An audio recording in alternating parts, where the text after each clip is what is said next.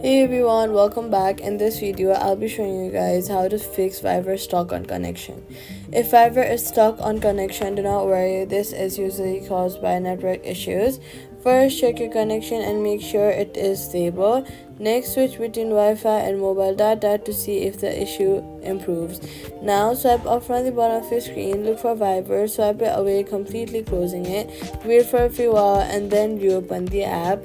This will refresh the app. If it still does not connect, restart your phone to refresh the network settings. Now head over to your app store or your Play Store and search for Fiverr and make sure to update the app to the latest version.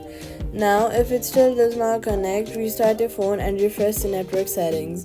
Then head over to your app store or your Play Store, search for Fiverr and make sure that the app is updated to the latest version. You can also try turning your airplane mode on, wait for about 10 to 15 seconds and then turn it back off. Next, if the problem continues, clear the app's cache or reinstall the app. Now your Fiverr should connect. Thanks for watching and see you in the next time.